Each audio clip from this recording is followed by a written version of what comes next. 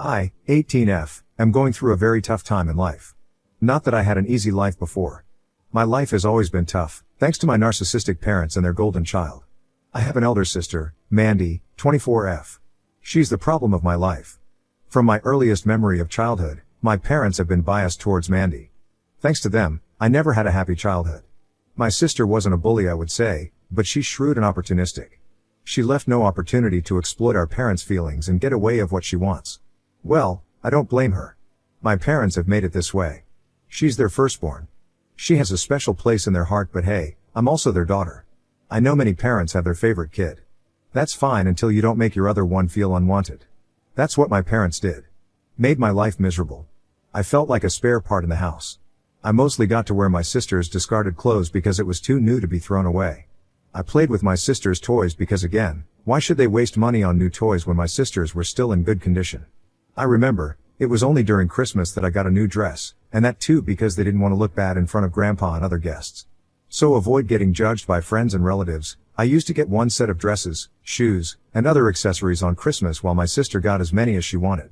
If I ever complained about it, Mom would reason, "Don't be impatient. Your sister's stuff is gonna come to you next year." That's right. But as second hand. As a kid, I bought their logic, but when I actually started understanding the situation, I created a fuss about it. I was either told that we were too poor to afford new sets for me or I was grounded for my behavior. I don't ever remember Mom asking me what I would want for dinner or cooking my favorite food. It was always about my sister. Be it Christmas, Thanksgiving, or any other occasion, the menu is as per my sister's taste. Once I rebelled about it and didn't eat the food and stormed off the dinner table. I was grounded and starved until I apologized to everyone and did the dishes for that entire week. Oh, it's so tiring to narrate my sorrow tales, but this is how it is. And you know, why do my parents, particularly my mom, does this to me? It's because of her sister. My mom has suffered from narcissistic parents, so she ensured to become one. You see the irony? Mom is the eldest of two of her siblings. She says her parents pampered the younger one and spoiled her badly. Mom suffered the biases from her parents, so she decided not to pamper the younger girl but the elder one. I feel Mom sees herself in my sister and treats her the way she wanted to be treated in her childhood. You know that kind of feeling. By the time I passed out of elementary school, I grew so resentful of my parents and my sister that I started spending my summers with my grandpa. He was the only one who truly loved me. My grandpa was not very fond of my mom. I think he was able to see through my mom's preposterous behavior. Maybe that's why he always rooted for me. The year I completed elementary school, Grandpa invited me to stay with him at his farm. I felt so relieved. Never had I felt so free and relaxed. Grandpa got me everything I asked for. Guilty of saying this, but I fully exploited his love. I asked for everything I couldn't get at home: dresses, Barbies, doll houses, video games, and every stuff I used to be craving, but my parents didn't get it for me. I loved spending time with him at his farm amidst nature. He had a poultry farm and a small stable with 4 to 5 horses. He spent his days on them. Life was so fun in those many days with him. I never wanted to come back home. When it was time for my high school, I insisted I get admitted to a school near my grandpa's so I could stay with him. My parents were more than happy to get rid of me. So from freshman year in high school, I was put up with Grandpa. It was needed for both of us. He was getting old and needed someone to help him out, and I needed an escapade from my toxic family. I was in my junior year in high school when Grandpa felt sick. Maybe he knew that his day was near. So, he called everyone and disclosed his will. He gave his farm and stable to 2 of my uncles.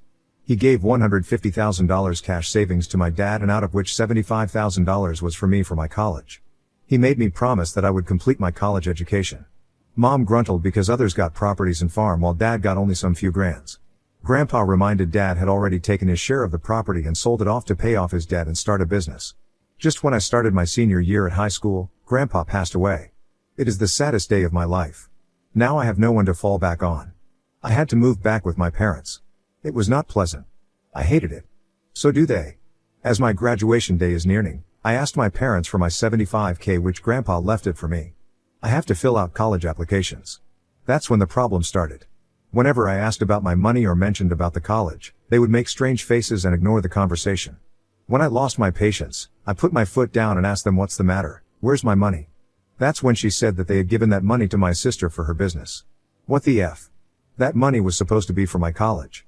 They say it's no big deal, I can wait for a year because I'm still too young to go to college. I said, hello, how can I be young for college when my classmates of the same age are getting admission? When they couldn't reason with me, they are pleading with me to give them a year's time to pay my college tuition. I said, why can't the golden child wait for a year to start her business? I can't waste a year. I dunno what options I have to retrieve the money. Any suggestions? Update 1. A lot has happened in the last few months. My parents asked me to wait for another year. I didn't agree and pester them for the money. They got mad at me and called me mean and selfish. They are gaslighting the situation. Not only this, my sister Mandy has started a campaign to portray me as the bad guy. I lost my shit when my cousin told me that Mandy is going around and telling everyone that I'm jealous of her business and want money out of her. I told Mom that if they don't give my money, I'm gonna tell everyone that they have gone against Grandpa's will and given my college fee to their useless daughter.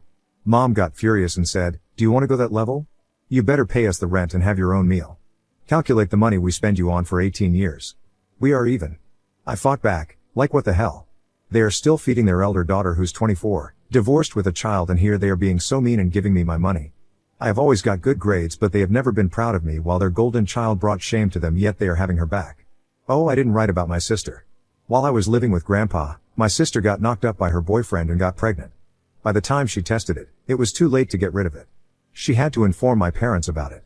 They were disappointed, but there was hardly they could do anything about it. Mom, being a conservative Christian, got her married to her boyfriend. They both didn't want to get married, but Mandy had to because Mom left her with no other choice. Her boyfriend was anyway a bum. He never wanted to get married and take the responsibility of the child, but my parents chased him down. After the baby, he abandoned my sister and her baby. My parents tried to nab him down, but he had evidence of my sister mentally abusing him. He sought divorce on this ground. My parents had to bring her back home. They have been taking care of Mandy and her child. After Grandpa's demise, when I came back home, I found that it's Mom who's raising the kid because sister is often out. Sometimes Dad got furious at Mandy as why she was leaving her child for Mom to take care of. Mom came running to her rescue saying, "Mandy is busy finding a job for herself, so she's out." That's not true. I saw her so many times lurking around in the nearby cafes and parks with boys. She's a school dropout, so she's having trouble finding a decent one. Could I care less? When she couldn't get a job, she insisted Mom for money to start her business. Despite all this, my parents still supported her. They gave her the money without even asking me. Until I posted here, I had no clue what options I had to retrieve my money except for asking them. So the next time I asked for the money and they pushed back, I said I would be suing them for violating Grandpa's will. Their faces turned pale. They understood I was no longer the girl they could exploit. After returning from Grandpa's, I had already started putting my foot down on their exploitation, and when I told them that I would sue them for money, they lost their shit. It was unbelievable for them. I was no longer the gullible and vulnerable little girl. Mom pulled out a notepad and scribbled the monthly expenses they had spent on me. I mean, that woman literally put 1/4 of the expenditure on my name and then the school fee and Christmas dress. I was in awe while she doodled it, and at the end, she was like, "Forget about the 75K, you owe us 200K. Pay us before asking for your damn 75K. I got into a heated argument with Mom and then stormed out of the house. After lurking in the block for an hour, I took a bus to my grandpa's house where my uncle was living now. I asked for Grandpa's diary and took his lawyer's number. I called him up and explained the situation. I asked him if he could help me out. He assured me that I'm entitled to the 75K. Grandpa left it for me and it was his responsibility that everyone gets as per the will. He said he would be sending an official notice to my parents to give me the money, and if they default, I can sue them. That's such a relief. The notice is gonna reach them in a week. I'm happy to get help, but I'm equally worried about my parents' reaction upon getting the notice. God knows what they're gonna do with me. Update 2, this is gonna be a smaller one. Just wanted to let you all know, you guys were so right that my parents are gonna kick my ass. I was mentally prepared for the imminent. I spoke to my friend about sharing the condo with her. I took up a part-time job at a cafe. The pay is too low, but they let me have some leftover food at the closing hour. I had already packed my belongings a day before the notice arrived. As expected, my mom kicked me out upon receiving the notice from the lawyer. She abused me and threw my stuff out of the house. I made the mistake of not moving out before and letting them enjoy the pleasure of kicking me out. She said I was like a snake which they have been feeding in our backyard because I lived and survived on their money while planning on biting and backstabbing them. I yelled that they left me with no options. I cannot jeopardize my life and my career because of their narcissism. The lawyer had given a month's time to my parents to respond to the notice. They're about to breach the timeline.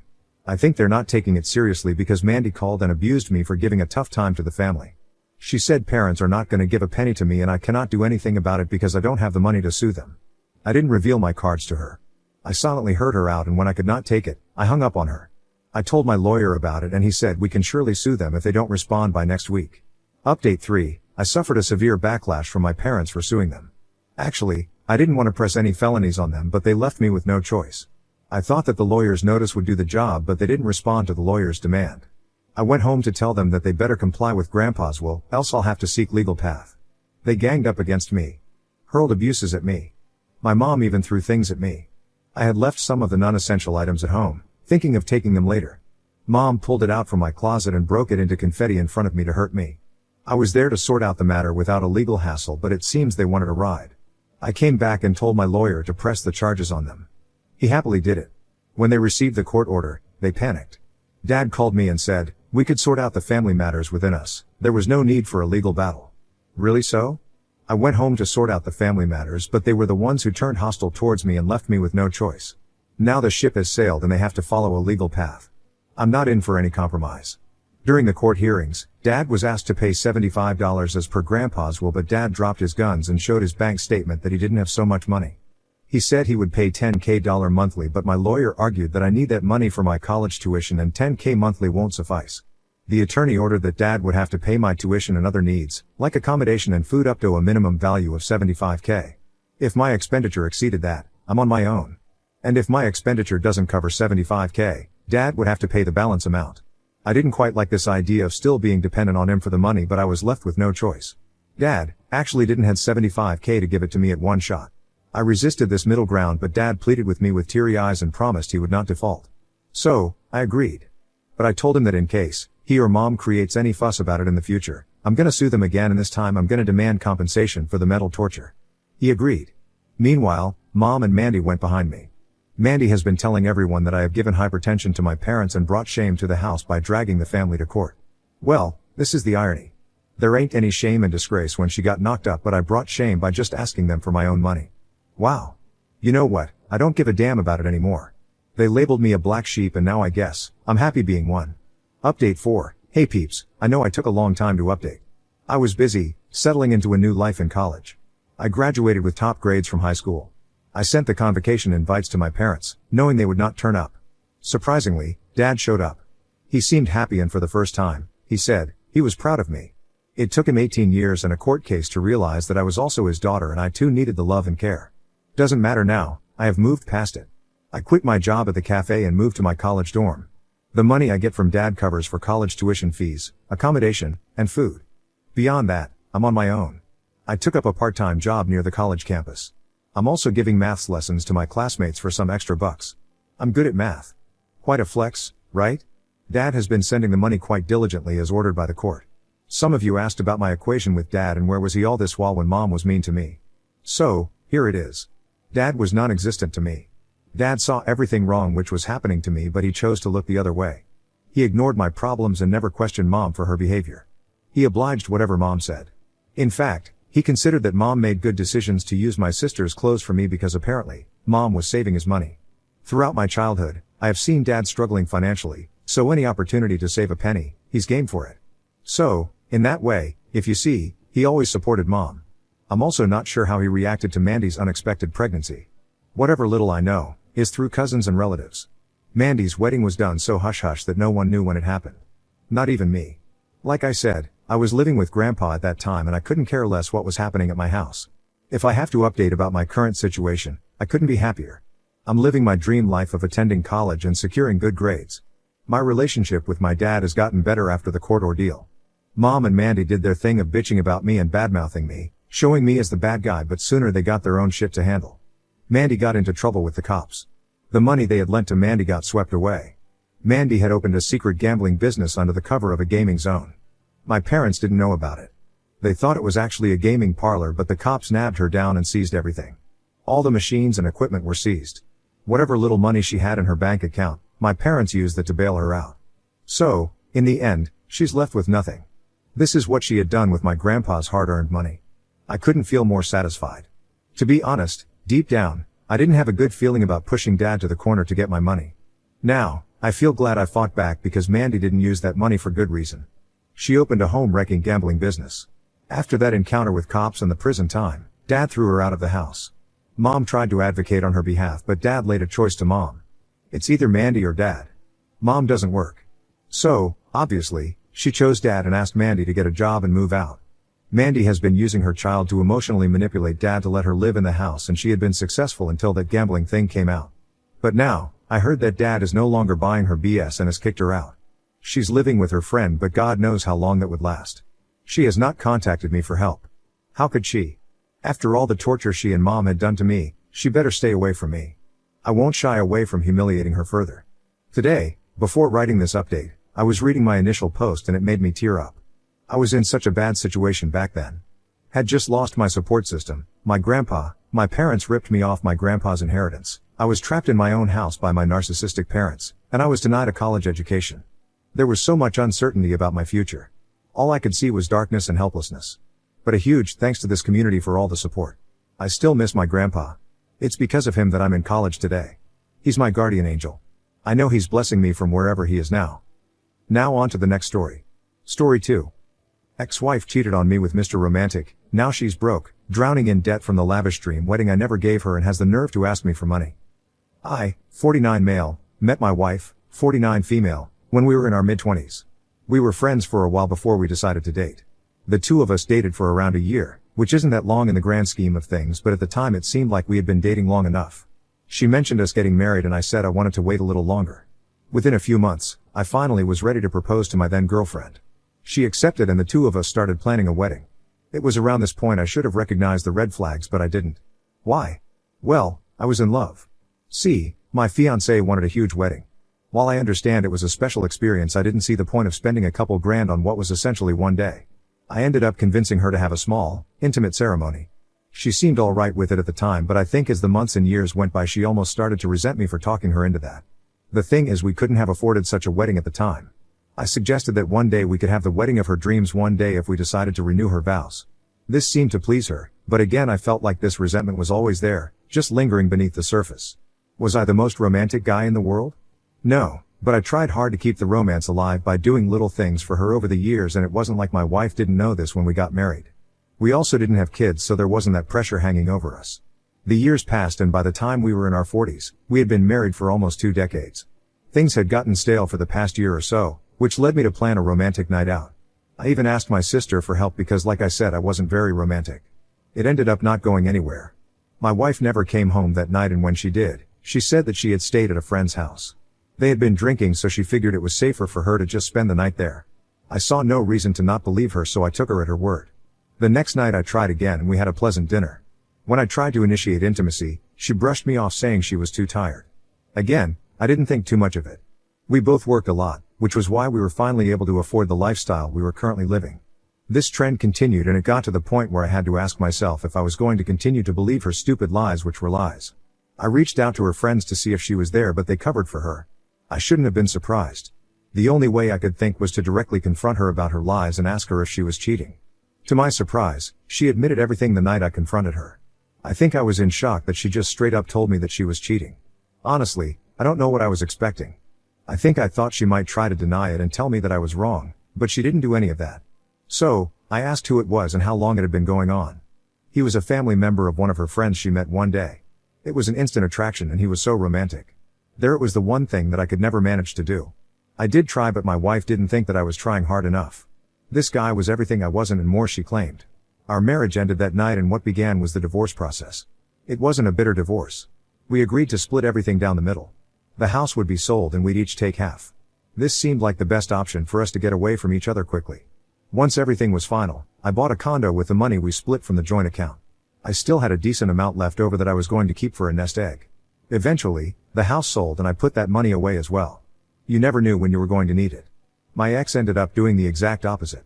She took her money and bought an even bigger house than the one we lived in with each other.